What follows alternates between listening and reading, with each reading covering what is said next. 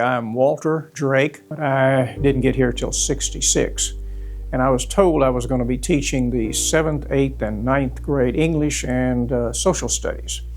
When I got here, the superintendent met me somewhere outside the building and said, "We've got 2 changes we're going to make, and come on in and talk about it." And so I did, and he told me, number one, they were going to go ahead and send the 9th through 12th grade to Midway instead of keeping the 9th grade here, so I was only going to do the 7th and 8th grade English and social studies. But since to give me something else to do, they were going to have me teach the 5th and the 6th grade in the same classroom, same time. And so I got to do that for a good number of years. In about 72 or 73, the school board president called me and he said that they were thinking about either consolidating with Midway and that the superintendent here was going to leave and would I take over. At that point, I stayed then the principal of Speegleville Elementary in the Midway system until 2007, which I then retired. As one junior high kid told me, I got expelled finally. The original building, what you can see right here is the gym, and then the cafeteria, and up to about this point was the original building.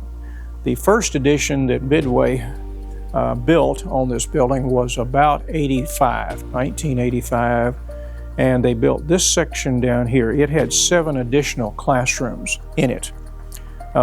One classroom right down here at the end was larger, had restrooms.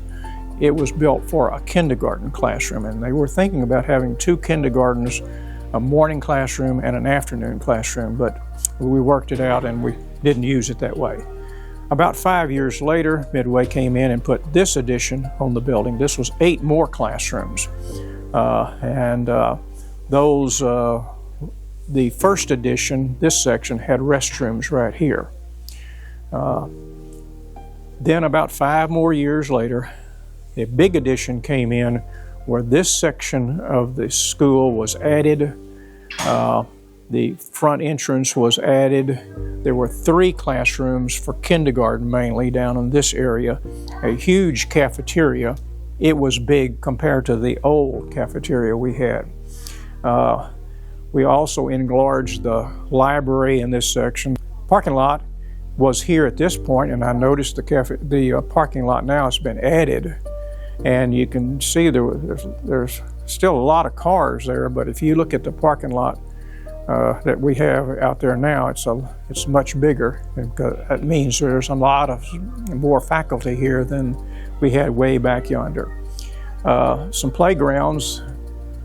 This was the playground over on this side of the building originally, and this playground back here was added later on, and even the track was added.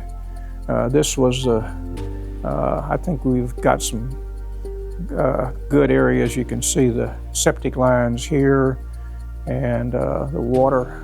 I think this is the water system.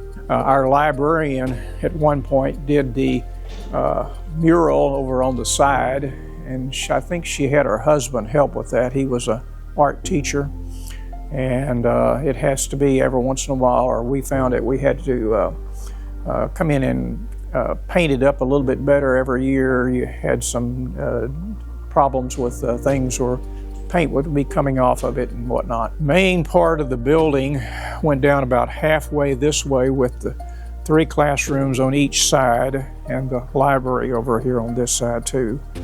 The doors that are down there now, they were the end of the building. Gym looked pretty much like this, except the bleachers were a little bit larger, and I do see one of the big improvements that you have a 3-point shot line. We didn't need that for our kids. They could not hit it at that range.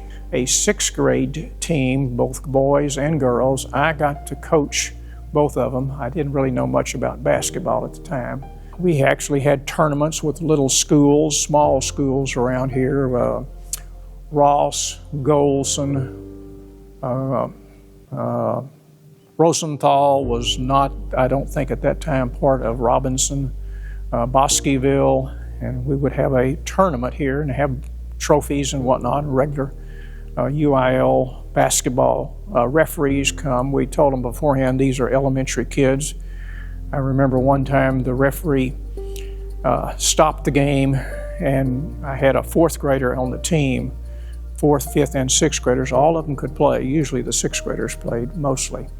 But he, of course, grabbed the ball and wanted to run with it, ball in both hands, blew the whistle, stopped the game, and the referee actually showed him how he wanted that ball dribbled rather than, you can't run with it anymore.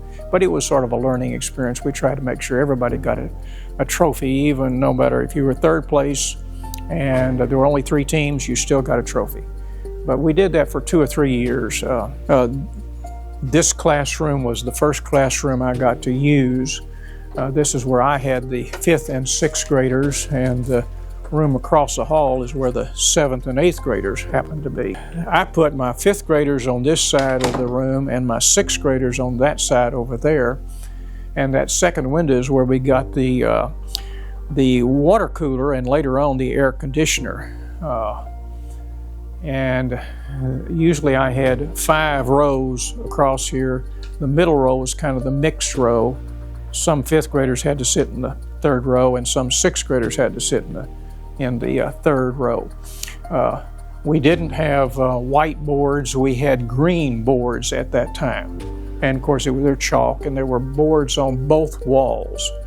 Now the little area in the back now, which has a restroom facilities in it, was not there. This was added, and I think one of the other rooms had a restroom facilities added to it when it was used after Midway.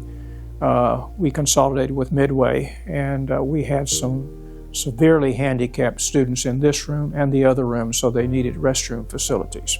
The first year that I came, the classroom across the hall was used for 7th and 8th graders, and I'd go over there and teach social studies and English to them, and their teacher would come over here and teach science. This section was added on to by Midway. It's a 7 classroom addition plus the restrooms too.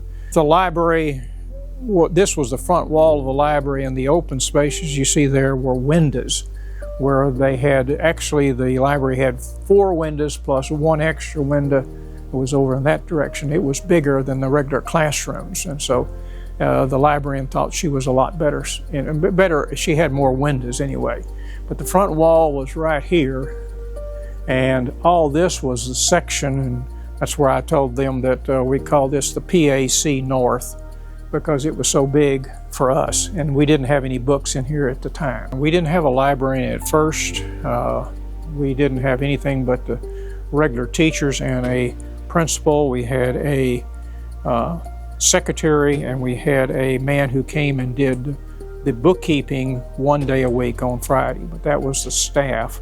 We had 2 ladies that worked in the kitchen, and they did a good job of cooking. Their roles were excellent. The custodian of the building, Mr. Plemons, he had a house just across the parking lot here. He had a heart attack, and he survived the heart attack, but he wanted to come back. But there was about 2 more months of school left, and so the school board asked me, well, would you be the custodian, have your 6th grade boys pick up the trash in everybody's classroom and take it to the incinerator. Don't let them start the fire. You start the fire.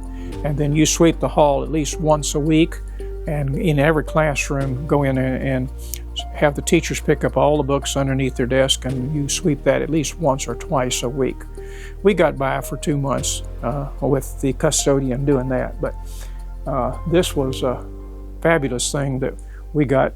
I was shocked that we got such a big library. In the old library, the first one, we just had this one room. We didn't even have a librarian. So when you brought your students in, they checked the book out once a week, and then they went home and read the book at home, brought the book back, but that was all it was, a checkout place. Whereas when they had the library like this, the kids could come in and spend some time in here and take a lot of time and find some pretty good books. I spent more time here than I did going to school, either in the Houston ISD, where you have huge schools, and even at Bader. You having been here from the very beginning, what do you hope people remember the most? What do you want them to take away from this building? Well, I hope that they take away that the teachers at least tried, did their best to try to educate the students to whatever things that the students were going to be faced with whenever they became adults or went to college or did various other activities, that they were prepared for whatever it was that they decided to go into.